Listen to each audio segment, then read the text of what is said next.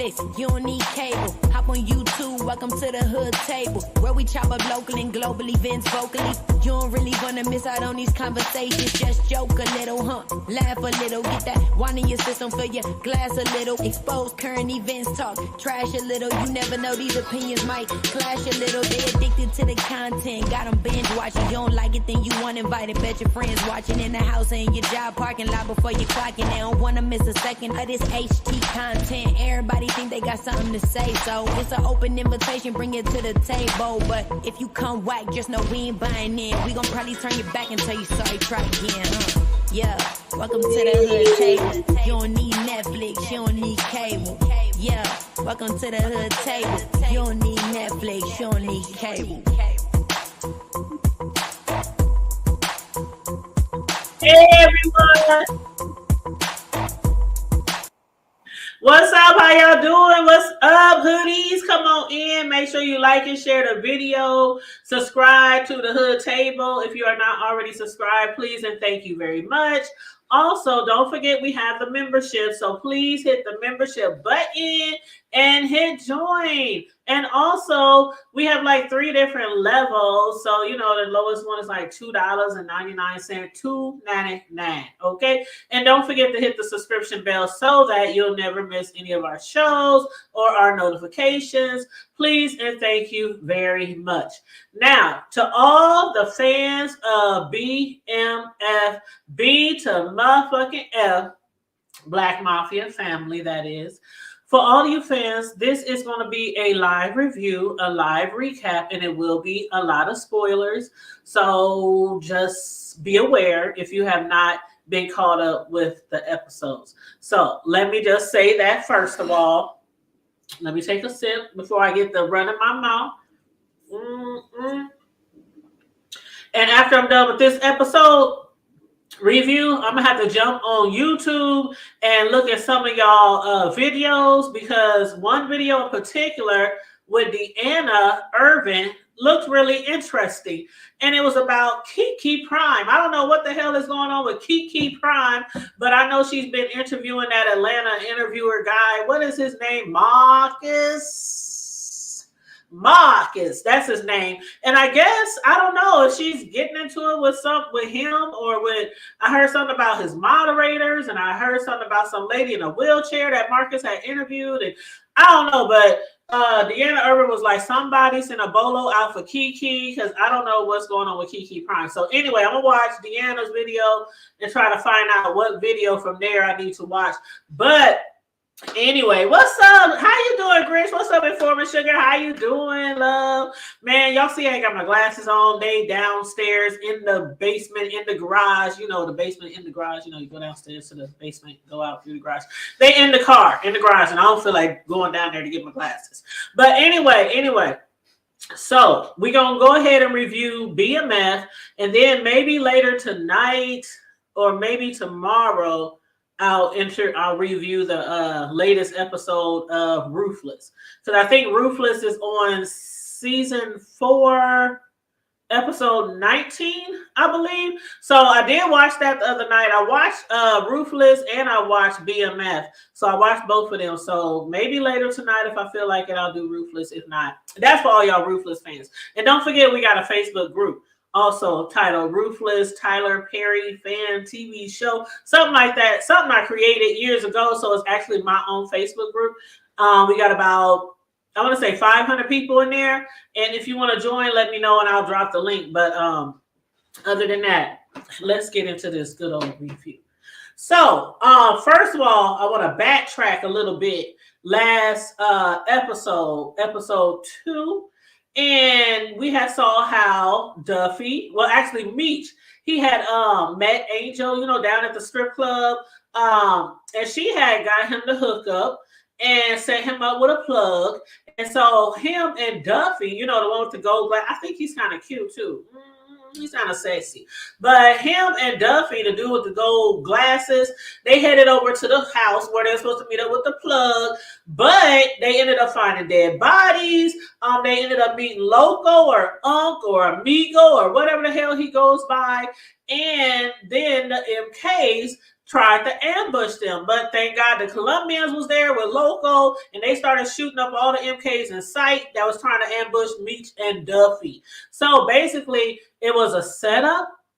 Meech don't know exactly who set them up, but I and Sislo, and we was talking last week, and I think Dwayne was up here too. Yep, Dwayne was up here too, and we were trying to decide if we thought that they was a setup by Angel, and if Angel was made to set them up by Greedy. You know, her boss and her boyfriend, which I didn't even really think they were really like dating. I just thought he was kind of like a pimp to Angel, but now I'm not so sure. But anyway, I do think he is abusive after watching this latest episode. But anyway, the Amigos, they came all the way down there to be Meech's plug. And we saw Meech was all happy, and I was like, this don't seem right. I mean, these fools killing all these people for Meech.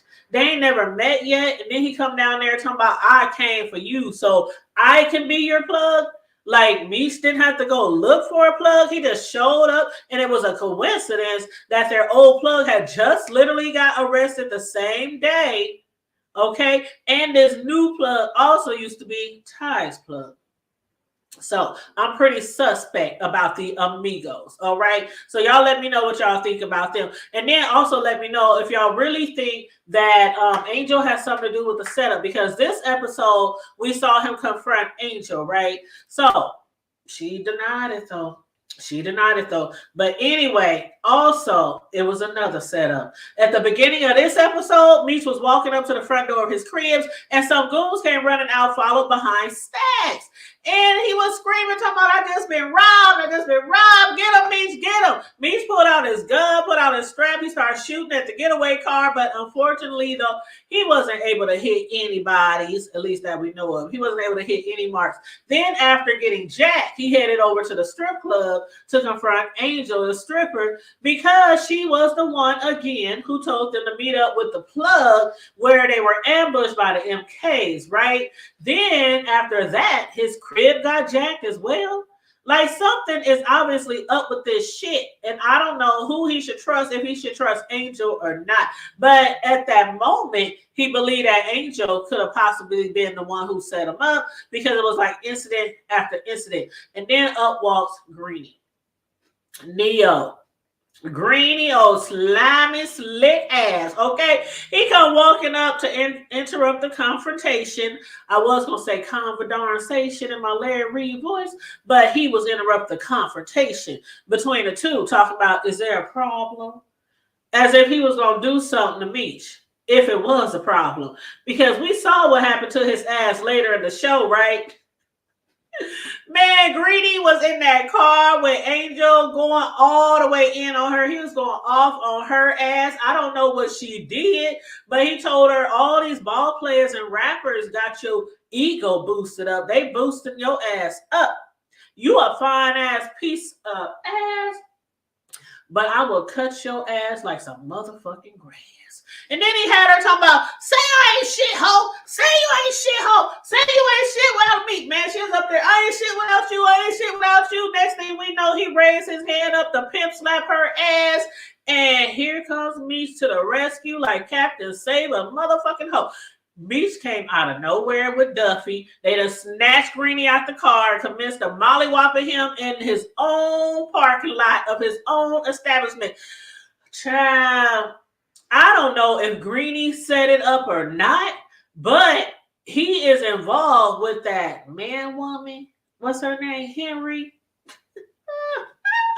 I mean, it's a lot of shit going on, right? And I think he's involved with Glock. And Glock, that's what I meant to say. He's involved with Glock. I think that's what is going on here, because we were introduced to Glock this episode as well. But we're going to get to Glock later. But back to being set up. That scene where Stacks was actually asking Meech how they just going to, let somebody come up and Rodney King me without retaliating. I was cracking the fuck up. Stacks, I think he is really, really good. I mean, I didn't expect him to be this good in performance, but a lot of these characters that is in season 3, I think they are doing really, really good so far. I'm liking the Stacks character, and he's coming across as real gangster, which is, you know, some of them rappers, you know, that's how they really get down in their real life. But you know, sometimes these rappers, they be on tracks talking this, talking that, and then you know they can't like put that character, they can't display that character too well on television or in a movie. It seems kind of fake-ish, but I'm really liking, you know, how Stacks is coming across in his character. But anyway, he was like, y'all ain't gonna let them motherfuckers Rodney King me, and we ain't gonna do nothing about it. They didn't already kill Ty, and now they think they got the green light to Rodney King me. He was so mad. He was so mad. And Meese was like, okay, first of all, Ty, we gonna get justice for Ty. We gonna get the person, you know, who killed him. They got what's coming to them. And as far as the people who, you know, got you and jacked you, don't worry about it. Right now, we gotta focus on our money because they lost their plug and they got robbed, and it's a lot going on in my Tracy voice. It's a lot going on, but he was like, hell no. Bring me kept Ty. And we just sit here, y'all just let me get jacked and get jumped and all that shit. Okay. You got to roll out on your own, bro. Stacks was like, I'm not having this. Okay, I'm out of here. You know, last time when he walked out, right, he tried to take his partners with him. They wasn't going. This time he threatened to walk out, and they was like, you got to roll on your own, bro. Why? Because even though they didn't have no money right now and no connects right now and no product right now, Meester took all his watches, his jewelry, sold them. Well, actually pawned them at the pawn shop, down to the pawn shop. You know, y'all know about the pawn shops. Okay, I know about the pawn shops. Back in the day, I done pawned some shit. Okay, mainly gold. But anyway, moving right along. But he had pawned his shit, and he gave all of his employees or workers or whatever a stack each. And they looked at Stacks like, you ain't never pawned shit for us. They was like, deuces. So again, he walks out all alone by himself. How long would that last? Because it didn't last too long when he saw all that dope that Beast was trying to get him to offload. So who knows if he's going to come back or not, or what's going to be going on. But also at the beginning of this episode, we saw T. He had found out that after the guys, you know, got rid of his product, they couldn't re-up because Henrietta, aka Henry, the man woman, that bought everything available from the Connect. And not only that, but she also took some of their clients as well, including Locks and Diz. That really surprised T because, like he said, I've been knowing Diz since he was in Little League. We go way back. And he gonna do me like this for Henry. And then while Meech was able to keep most of his crew of Connect, T was losing some of his. So let me tell y'all this. He was able to smooth things over with Diz for right now. So long as Diz gets all the information, he needs to come back with some intel. He was like, okay, you know what? I'll cancel my shipment with old girl, with Henry. And Meese was like, nah. I mean, T was like, nah, I'm getting the brothers mixed up. T was like, nah, go ahead, keep the shipment, keep the arrangement, but what I want you to do is tell me everything there is to know about Henrietta, aka Henry. So he was able to smooth things over with this. He lost some of his people, but he kept some of his people. But now he's going to use him for intel. So while he's copping away from Henry, he's also going to gather all the information he can in the process. Okay, so Keisha. Let's move on to Keisha. Keisha's my girl. I do like Keisha. Even though she's a cougar, and I think she needs to probably go home and handle her own business with her husband, because that is the reason why they got shot up in the first place, right? Thank God she survived. And as a matter of fact, I need to watch the First Lady of BMF. Have y'all watched that? Because I've been hearing that it's a good show and that it goes along well with the BMF TV series. It's on BET Plus. It's not a series, it's just a movie, and it's called The First Lady of BMF. So Dwayne and I think Sislo was telling me that I need to check that out, but I haven't yet.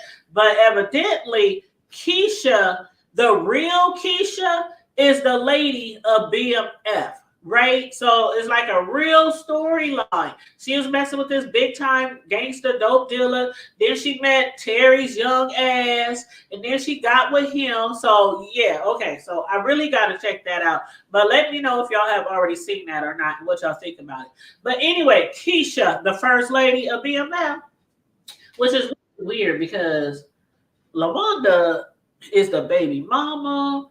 She's on her second child of Terry's, but Kesha, yeah, I gotta watch the movie. But anyway, she hit him up. She's trying to get back with him. She's missing him. He got her that new crib, but then last episode she said, I don't think we should stay together, at least right now, which is really smart, I might add, because of the fact they did get shot up in a drive-by. She don't have her kids staying at the house for safety reasons, of course. They stayed at her mama's house, but she still wants to be with him, and he wasn't feeling that. T was like, hell no. If you don't want me here in the crib, what? I finance you, put you in this big ass house. I'm paying all the bills and taking care of you and your kids, but now you want me to stay in my little ass bedroom at my mama house while you over here enjoying the crib? He might as well have put her in a little apartment because he can't even stay there with her. But anyway, she's missing him all right, missing all that good loving and probably some money too, because even though he paying all the bills over there, I don't know how much money he was probably sliding her on the side because he ain't been there in a minute. And he was spending all his time with his real family, okay? LaWanda and the kids, right? But anyway, he's been hitting LaWanda off real good, and it seemed like, even though he stepped out and he's cheating with an old cougar and moved in and got her a house and everything, LaWanda seemed like she forgave him, right? Right. But Terry was like, he gave her all kind of excuses. My baby's sick. Terry Jr. sick. LaWanda, she's pregnant.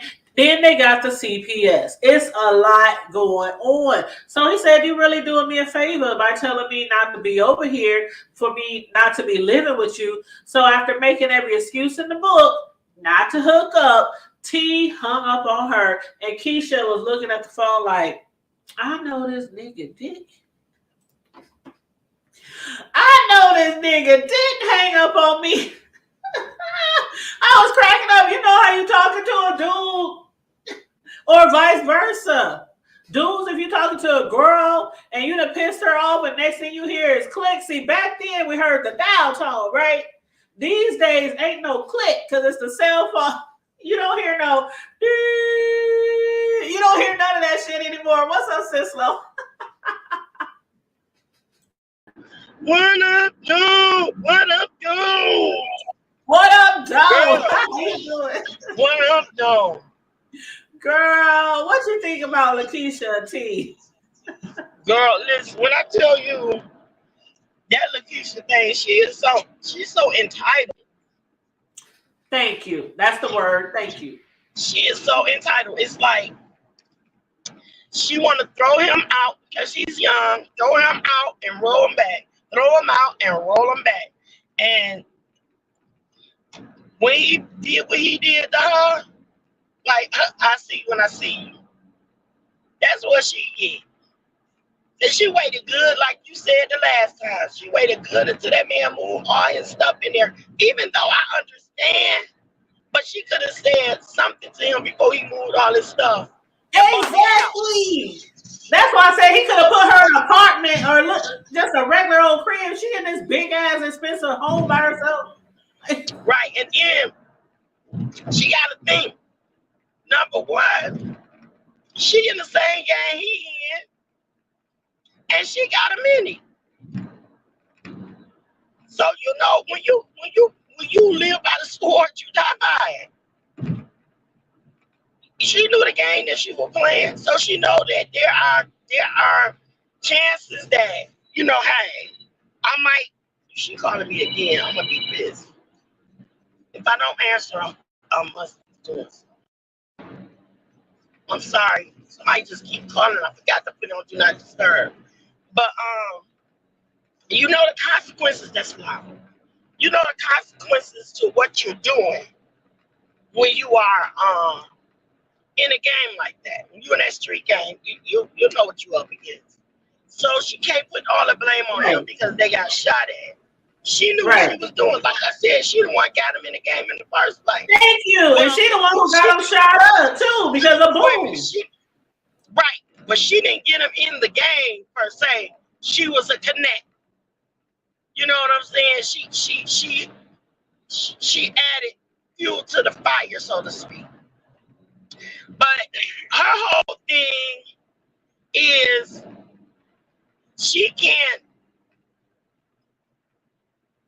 have what she wanted the way she wanted. She couldn't do Boone like that. If it was Boone, if it was that older, more mature guy, she wouldn't have tried to play him like that.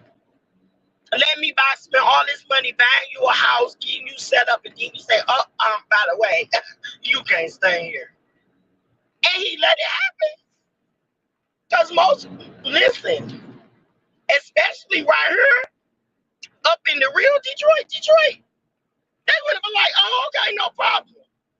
And throw her stuff out on the curb and say, now you go find something to live, because this man right here. I've known guys that was in the dope game that he was with, well, this is a girlfriend of mine. Listen, he bought her a house, everything in it, got it totally remodeled from the basement to the second floor. With the second floor was what they call a mother-in-law's apartment. So he got the whole second floor remodeled as a hair salon because she did hair. This girl went somewhere and came back. This joker got hooked up with a younger chick, right? He came back, he moved out everything in her house, including the blinds off the windows. Everything. So they don't play that in real life. Right. She's being entitled and she playing with, that's when they start playing with your mind, but that's when you make Negroes do stupid stuff. Exactly, because she should have just been like, no, we can't have nothing to do with each other after all that happened. Exactly. Or he could have. She could have been like, you heard them say that term, he pushing up daisies. That's what we say when somebody get killed. They pushing up daisies. And that's what do happen, especially back then. They would just get rid of the girl. Oh, you ain't gotta want to be with me? Ain't nobody gonna be with your ass. Exactly. And that's how they would have done. Like, you know, you can't do that kind of stuff like that. And then don't let them see you with somebody else. He'll do all y'all. But yeah, that's exactly what Boom was trying to do. But they injured her, but she just managed to survive through the the drive-by shooting. Right. Yeah. Yeah. But yeah, she was looking at that phone like, I know this. I know he did. Hang up on me, but hang up he did. But let me ask you this, okay? Because he came over there to ask her about CPS because LaWanda assumed that she had something to do with it. But I think Henrietta has something to do with it. What do you think? Oh, yeah. I think, the police officer did. Really? Yes, I think the detective did that. Oh, yeah, for sure. But ain't it? Yeah. But do you think it's because Henrietta asked him to do it? It's because at this point he's trying to, it's fight or flight. He's trying to do whatever he got to do to save his son. Mm-hmm. And he knows that for Henrietta and for Henrietta's dad to get rid of the BMF boy. Oh, yeah. That's the key. Yeah. To get rid of the ops, that's the key.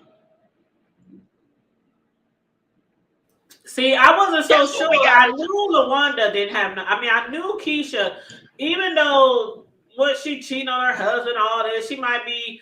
I think LaWanda is more jealous of Kesha than Kesha is of LaWanda because Kesha just act like. I know he's over there with his baby mama, you know what I'm saying? But she just want a little taste every now and then. That's how she acting. Right. LaWanda is the one who's acting really like she's jealous of her. And, because she feel like this girl Girl destroyed my family. Right. Yeah, you know? Yeah.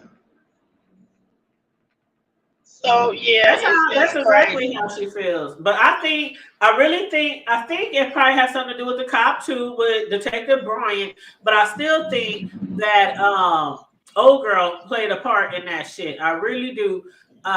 Because they're at war right now. You know what I'm saying? They're at Yeah, war but right now because you know, she stopped it because T let her go because he didn't want to continue on with the deal. So that's why I think that she might be playing a part in it. I don't know. But yeah, did you see how the I don't CPS know. lady was? Huh? I said, did you see the CPS lady? She was in there all of 10 seconds and took a million notes. She was just like, shh, shh, shh, shh. Oh, is he sick? She was He in had a it. cough?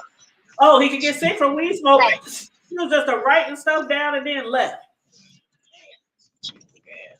He was in there. She was in there all but 10 seconds and ruined his whole life is what she was. She ruined that man's whole life. I'm trying to find some gas. It ain't expensive. Yes, child. I was like, that CPS lady, what was her name? I think her name was Lisa, but she was just jotting things down on her notepad as his T-son was over there really being abused and assaulted and locked in a closet. She was really like With putting her, it with her 20 stuck up in a. girl, if she wasn't She had, putting 20 on 10. she had her stuck up in a. You hear me? Yes. Yes. Uh-huh. Yep, and then T went over to Marquisha's house and she was like, I'm a black mother. I would never do that because I know what they do to black families in the CPS system. She was like, I can't believe you accuse me of some fucking shit like that. That's crazy.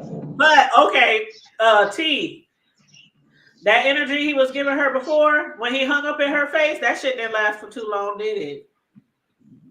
Oh yeah. Child. Grandma's.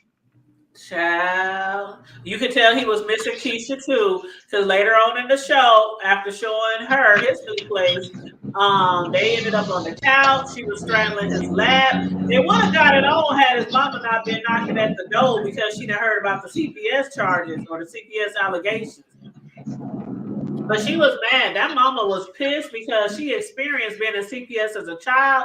And she was like, I need you to get your head out of that old ass cougar's ass. She said it. She said it. And wait a minute, what did Papa think he was gonna do? Going down there and coming back with a t-shirt. What? He came back talking about, hey, I'm back, baby. She was like, he was dancing along like, girl, what did he think was gonna happen? I don't know. You know what? That reminded me of, like, you know how dudes be going to the strip club and then they come back all horny and ready to get it on. But see, that's a different thing. That's different. Like he's ready to groove, like for real. He went and he was going to the neighbor house and he was getting it quite often. And then he came home. No, but girlfriend ain't trying to have this shit together. She ain't thinking about him anyway. She's thinking about somebody else. Exactly. All right. Fine ass. You know I love my brother. He is so dark, sexy, and chocolate. And girl, calm your nerves. Calm your nerves, son. I need a doctor. I need a doctor. Mama called the doctor. The doctor said, no. Remember that little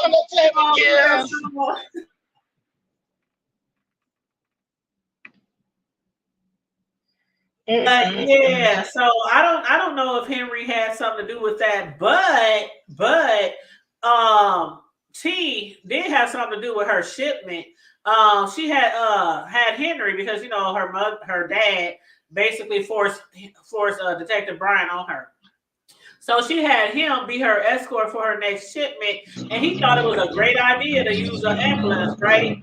But then we saw that didn't work out too well, and they ended up being robbed. They ended up getting jacked, and her cousin even ended up being killed. Mm-hmm. So now she really out for blood when it comes to tea. Right. Yep, That's yep. when there was that dude that said he pushing up daisies. She said, "Who's ever responsible for his murder of her cousin will be looking at the other side of the dirt." Mm-hmm. But she wasn't seeming like she was taking it too hard, was it? Sure, yeah, she was. She was shooting through the ceiling.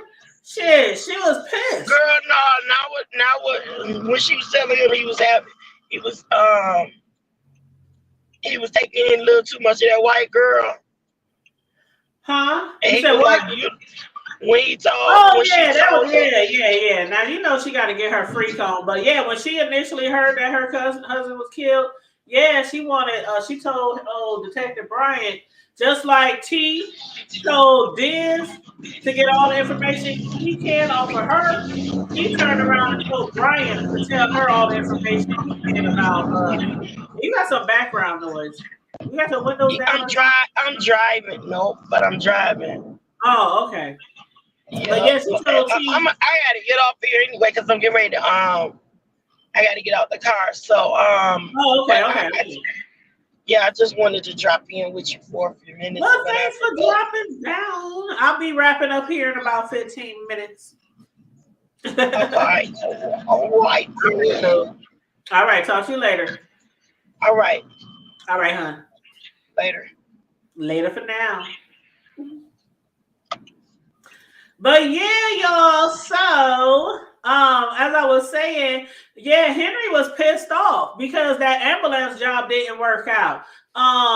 She thought it was a great idea, but they ended up losing a shipment. Her cousin Twan ended up losing his life. And then also Detective Jen got shot too. And to make it seem as if Charles wasn't really on a job, you know what I mean? He put 3 bullets in that dude that shot Jen. So in this episode, we really didn't see her confront him after the fact. I'm sure next episode, it'll probably begin off somewhere in the beginning with Jen in the hospital. And they, because they were like, what kind of job are you on?